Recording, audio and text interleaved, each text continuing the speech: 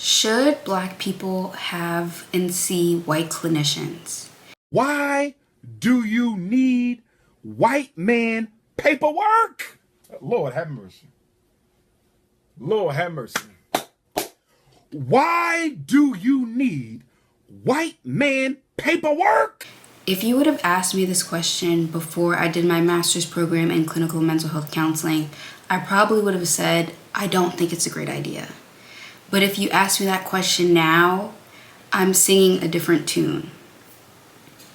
This question came into my mind, and I feel like I want to tackle it with regard to my experience and expertise in this department to a certain extent. So the first therapist that I ever saw as an adult or transitional age youth, like 18, 19, was a Black woman. I was referred to the counseling department at my college in undergrad, and I spoke to, I think she was like the lead clinician within the space, and she said, I think she would be a good fit for you. And with regard to that clinician, she was an exceptional fit, like the perfect fit for what I was there for and what I was doing. From my perspective as a client or as somebody receiving the therapy, I always said that I wanted a Black clinician simply because I never want to feel like I have to explain certain things. I always said I want a clinician who, if I mention the show Girlfriends, they understand what I'm talking about. So that was my line of thinking prior to getting into a clinical mental health program and becoming a clinician myself. I wanted a Black clinician, a Black woman clinician in particular. However, in becoming a clinician, I now understand that there are tools, helping skills that you learn as clinicians that assist you in the role as a therapist, and that also provides you with some level of ability to do your job. You show up in the space as the therapist because you did the training to be a therapist, but there are also things that do come up for both you and the client based off of two lived experiences and two presentations. So that brings me to the terms countertransference and transference. So countertransference is when the therapist feels something about the client, and transference is when the client feels something in regard to the therapist.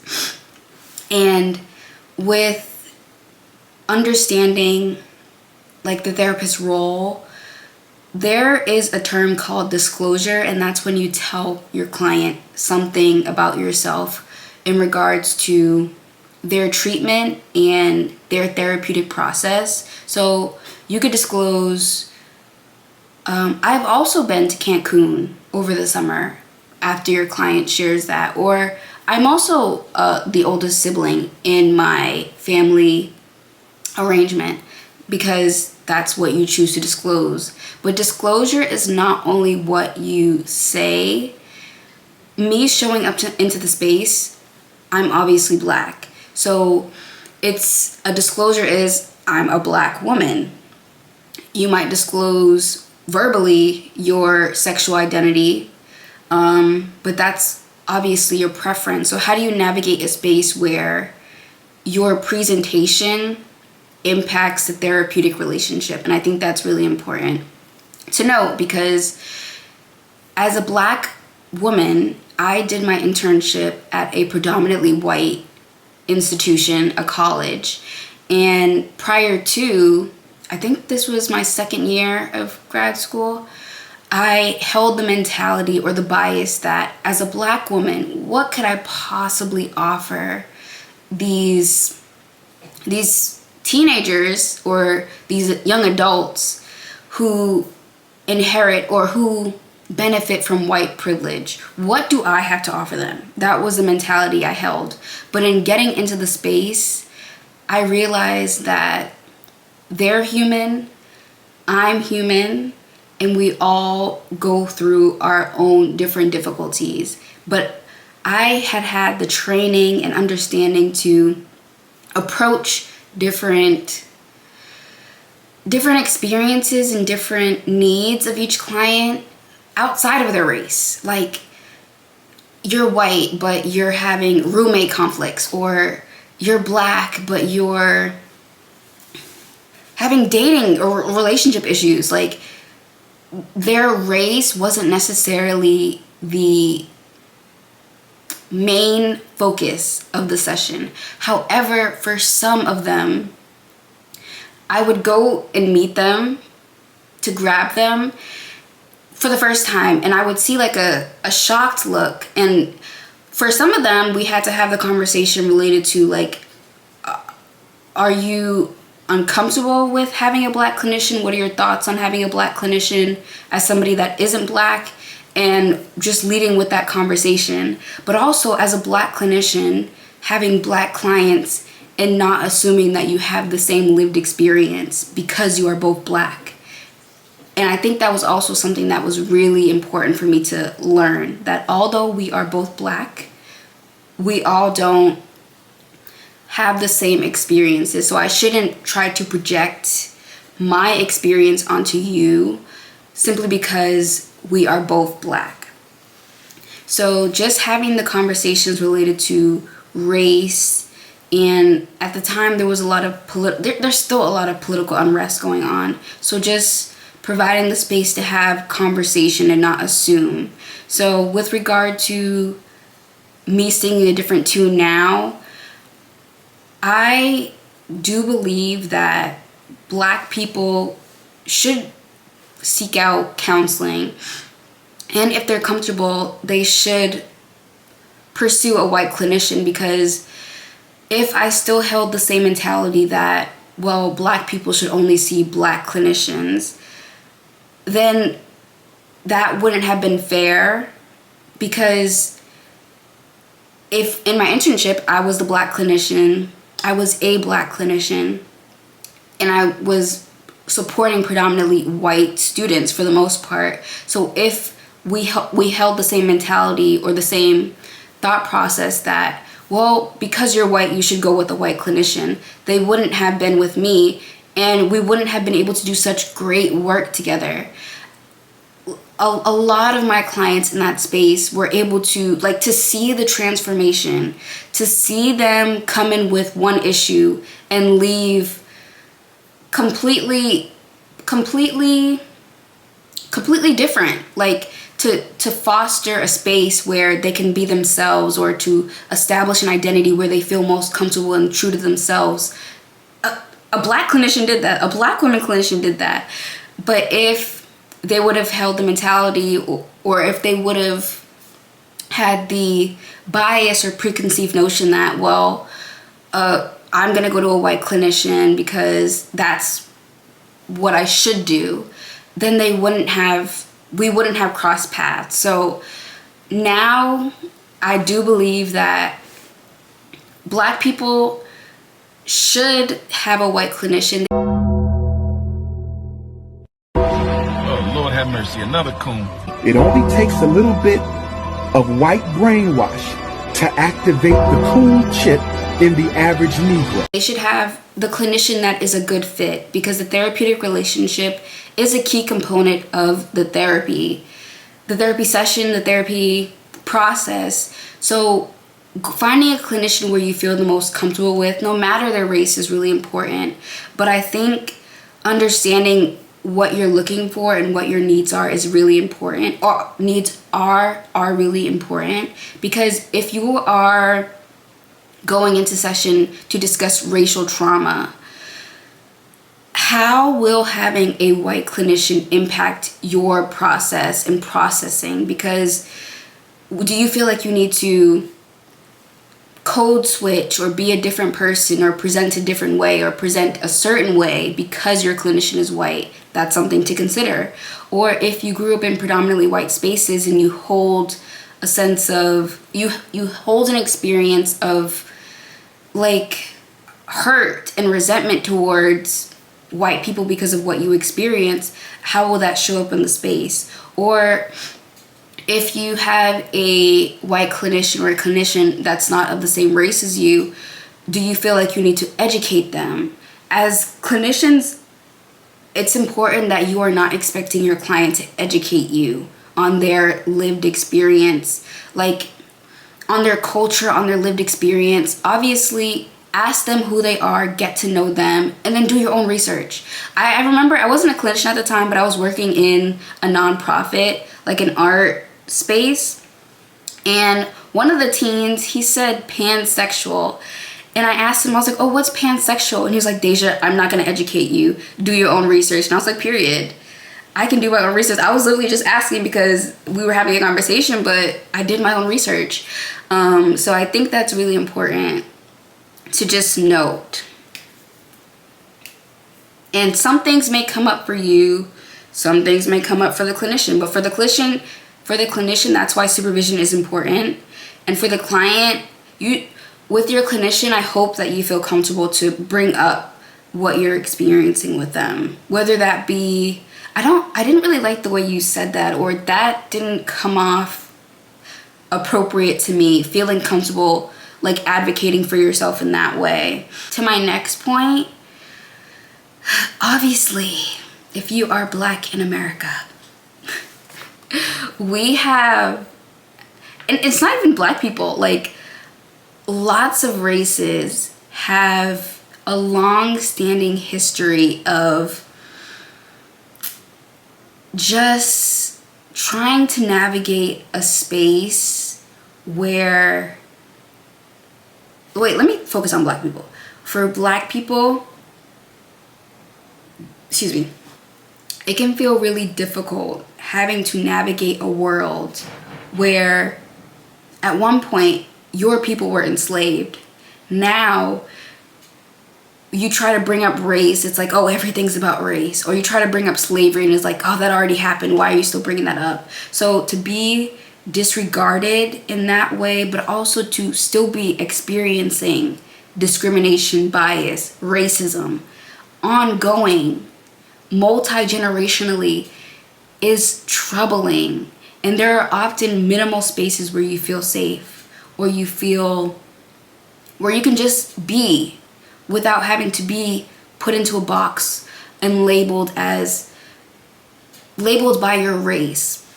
So I think that's why it's really important to assess what your needs are, what you're looking for when you are seeking out therapy. I often like to tell people, it's like dating. You have to date around to figure out who your person is.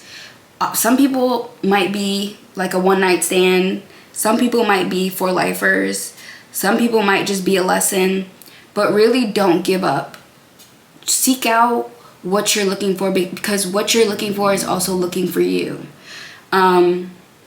So in regards to should Black people have white clinicians, ask yourself, what am I looking for? And really, like, dibble dabble. Personally, for me, if you were to ask me the question, would I see a white clinician?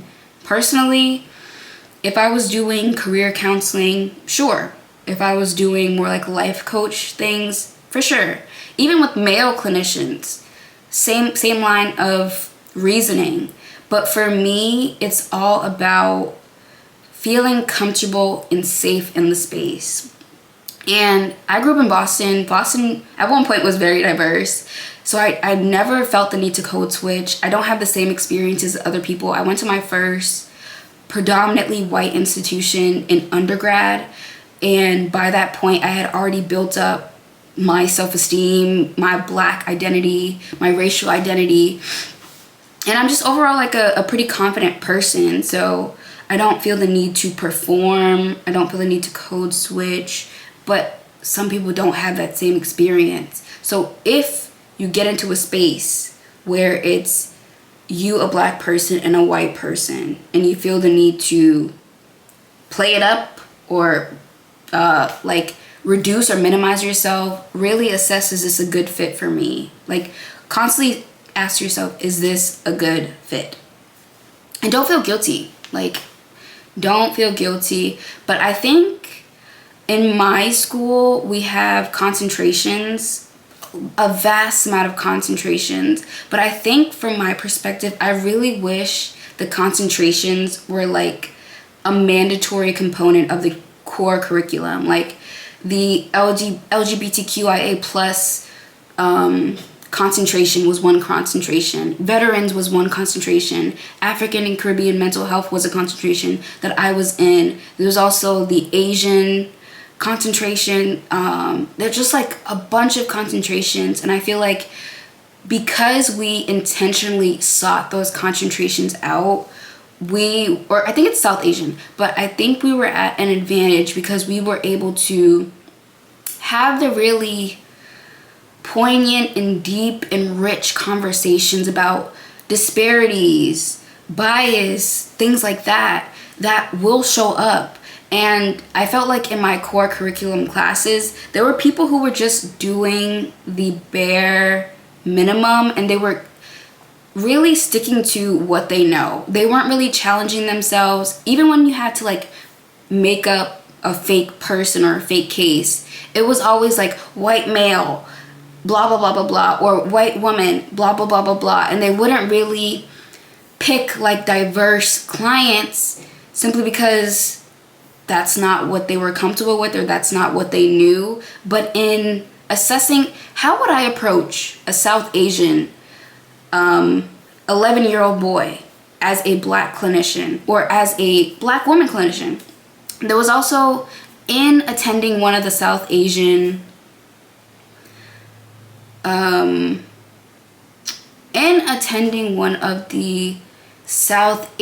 workshops that was provided by my professor that we had to attend, I asked the question, how, as a clinician, can I ensure that I'm not being culturally insensitive when in a lot of South Asian households, Kuman and higher level of standards in regards to education are expected, but how do I ensure that it's not like abusive rather than just them wanting their child to strive for more? And how do I make sure that I'm being culturally sensitive to the people that are in front of me? And I still think that's like a really important question, because your child is doing Kumon Monday through Friday. Do I say like, hey, that's like, you shouldn't be doing that, that's too much? Or do I respect them and their wishes? So asking questions like that is really important. And I really appreciated my one professor.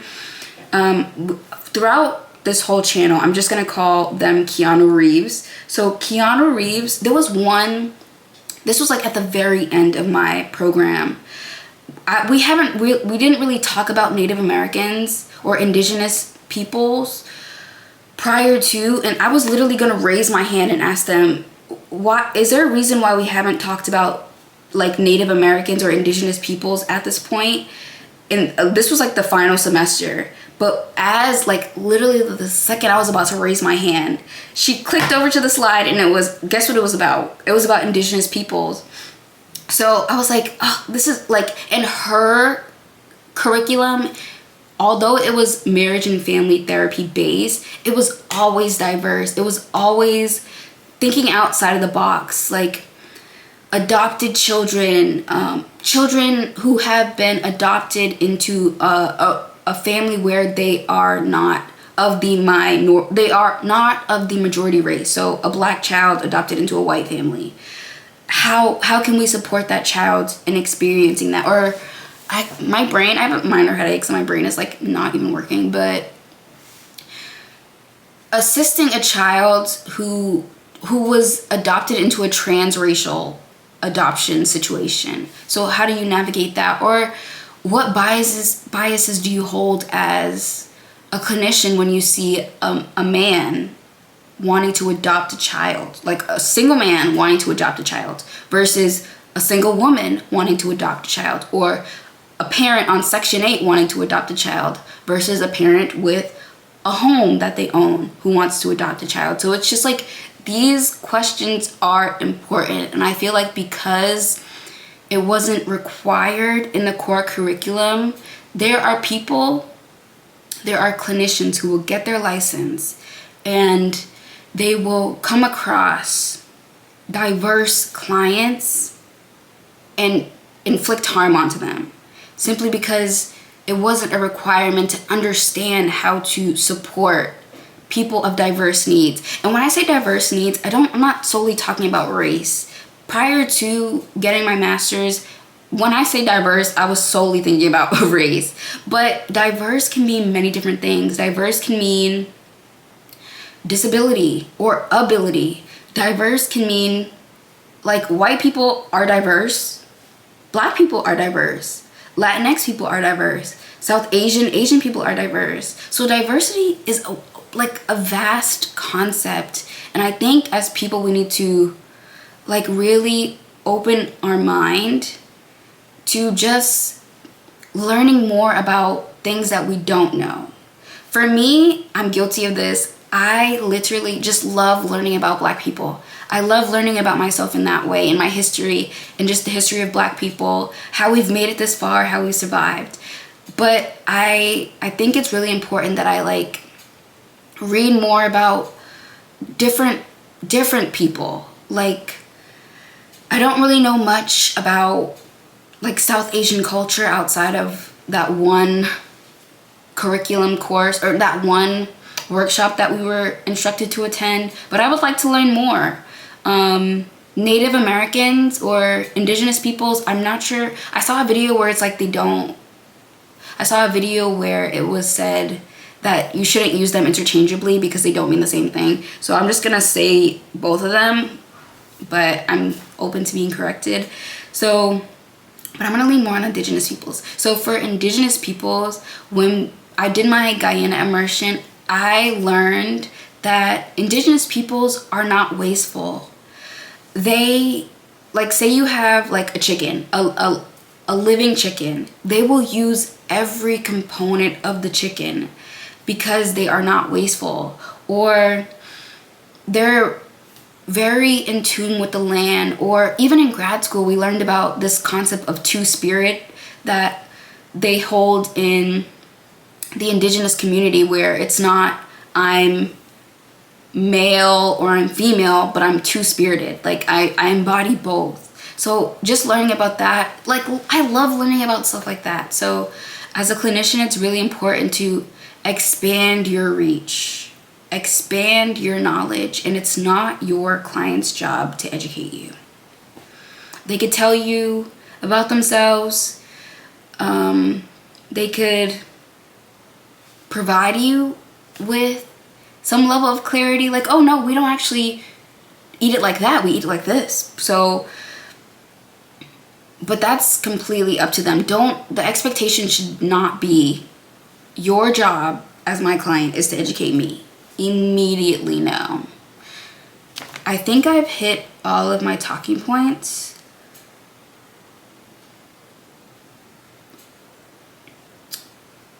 Oh, a message to white clinicians. As I've mentioned before, it's not your client's job to educate you. And I think I really loved the two people that I did my internship with. One of them, I say this with the utmost respect, she was so bubbly and just a personable person that I often would like think to myself, really, she could have a conversation with a tree and the tree would enjoy it. Like, she was just so bubbly, and she was also a white clinician, but she was also very informed, very knowledgeable. And she never made me feel uncomfortable. She never made me feel like the black clinician or like the black friend. Instead, it was more so like Dasia the person, not Dasia the black girl. And there's nothing wrong. Again, I love being Black, but it's very frustrating when you are pigeonholed or stereotyped or perceived solely based on your race. And I think that's like the biggest lesson that I learned within my clinical mental health counseling program, is that we all hold bias, we all hold prejudice, but what you do with that is very important.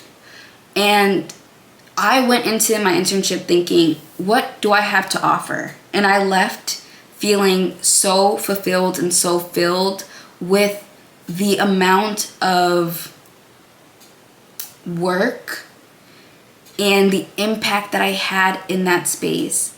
And even my supervisor, there was a moment where I was, I was microaggressed. But again, because I grew up in Boston, because I didn't really have those experiences where I grew up being microaggressed or acknowledging being microaggressed. Like, when the person did microaggress me, I didn't even know. I went up to my supervisor and I explained the situation. She was like, Dasia, I don't want to put anything on you, but it sounds like you were microaggressed. And then I went back to my desk and I was thinking about it and I was like, wait a minute. That heifer really did microaggress me. And yeah, as a white clinician, acknowledge your privilege, acknowledge the position that you hold in the space, and be mindful of what you do with it. So Black people could have a white clinician. But again, it's all about what you're looking for, what you need, and just really feeling it out. But with all clinicians, no matter what their race is, really feel it out. Is this person a good fit for me? Do I even like this person? Like, am I vibing with this person? And we don't have to be best of friends, but I often like to tell my clients, this is your space. This is your space, and I'm merely just like a collaborative person in the space. So, yeah. And when I said that I wanted my clinician to understand what girlfriends is, I became that clinician who understands what girlfriends is, and I'm extremely grateful. And I went and got my DVDs. I have the full set, but I didn't want to go and find them. So I just pulled these out, and I think it's really important that as a Black woman clinician, I think it's also important to understand cultural nuances.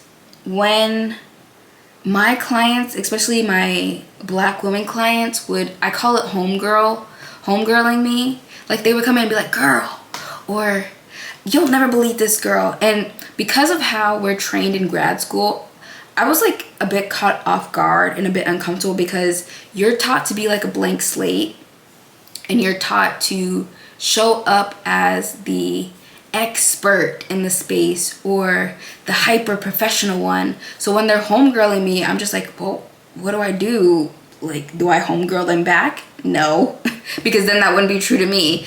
But I just like accept them. Like, if you want to call me girl, go off. If I'm uncomfortable with it, I'll let it be known. But it's like, stop being so stiff. Like, release the idea that you have to be one type of therapist or like a robot. Be yourself mindfully. Like, don't have too loose of boundaries. Don't like take your mess and try to dump it on your client immediately. Still maintain professionalism, but just be aware. Be aware of the space. And be aware of your privilege and position. To really strengthen your muscle as a clinician, do not limit yourself. Obviously, with regard to safety, top priority, for sure. However, I noticed that in grad school, people were saying, like, they would become visibly uncomfortable when talking about race. I remember, I forget what we were talking about, but it was in like it was like a sexual course, like in regards to, I don't even remember the name. I'll figure it out and add it. But the basis of the course was like sexuality, things like that, but in regards to therapy. And I remember the professor mentioned something, and I said, I turned it back to slavery. And one of my peers commented about how there was slavery in Ireland or something like that, but they were clearly uncomfortable by my comment, so they had to add their 2 cents to kind of alleviate their discomfort. So just make a note of these different things. When you say certain things, who's uncomfortable? When you say things about race and politics, how do people react? Because the same way they're reacting in the classroom, that's probably how they react in their office. Like, but it's low stakes. Low stakes loosely in the classroom, but really it's troubling in the therapeutic space, because that's a whole person sitting in front of you that is impacted by your behavior. And I think as clinicians, it's presented as like you have to be apolitical, but that's impossible. And to say, I would never see a racist client, or I wouldn't do this, I wouldn't do that. Prior to your license, you don't really have a say. Unless you feel unsafe, babe, they don't care. So just get comfortable with the uncomfortable. And always, always, always, always never assume and lead with curiosity. And you can never go wrong. And I'm gonna close it out there. Would I see a racist client? For sure. For sure, for sure. Again, unless I feel unsafe,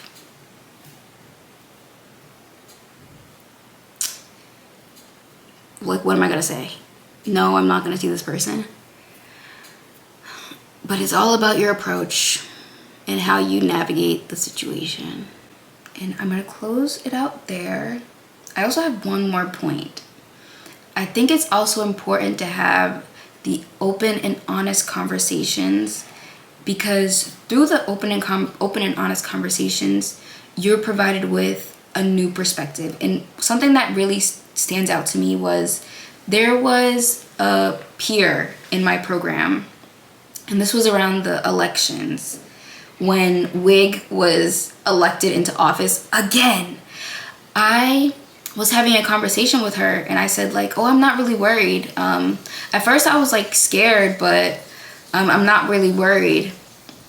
And she was like, well, I am. I'm thinking about my clients. I'm thinking about my friends and how this decision or this change will impact them. And in her saying that, empathy, like, oh my gosh, empathy really hit me, because I was solely thinking about myself and how I wouldn't be impacted by him being reelected, Wig being reelected. But then when she put that into perspective, I was like, wait, that makes complete sense. Like, people being deported, people being afraid. And I was so moved that I literally went to the library and I just like kept thinking about it. And I literally started crying. I was crying for others. Like, take a step outside of yourself and think about other people for once. And I was like, wow, while I'll be okay, there are people who will not be okay. And I think, again, that's why it's really important to have like open and honest conversations, just not even as clinicians or students, but as people. I felt like I was able to have the most impactful conversations in spaces where we weren't students, where we weren't in the student role or the clinician role. There was like, during our research class, I call it the like high school, I forget what they call them. They're like study blocks. It was like our study block. We were still learning, but we were left to our own devices pretty much. And we would just chat it up. We would just talk to each other. And I felt like I've learned in that class, I literally learned so much about my peers, simply because we had the opportunity to have open and honest dialogue through no doing of the teacher. We literally just sat next to each other and would talk the entire time, or play around and just have fun. And I think while there is this expectation to be stoic and a blank slate as a clinician, you are still a human being. And the second you realize that, I won't say the easier being a clinician will become, but the realer the space will feel. People get into therapy and they expect their therapist to say, well, how did that make you feel? Or they have this notion of what they think a therapist is because of TV.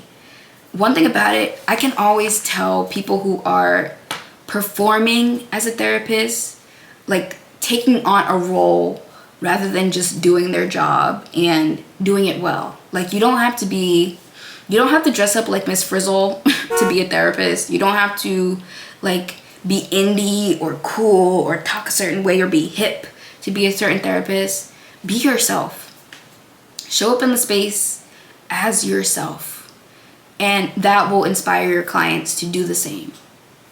And that's it. My name is Dasia. I am a pre-licensed associate therapist in Massachusetts, and I have a dual concentration in couples. I was gonna say couples, but marriage and family therapy and clinical mental health counseling, with a concentration in African and Caribbean mental health. And I hope this video was helpful for you in some way. Don't forget to like, comment, and subscribe. And I'll see you in the next video.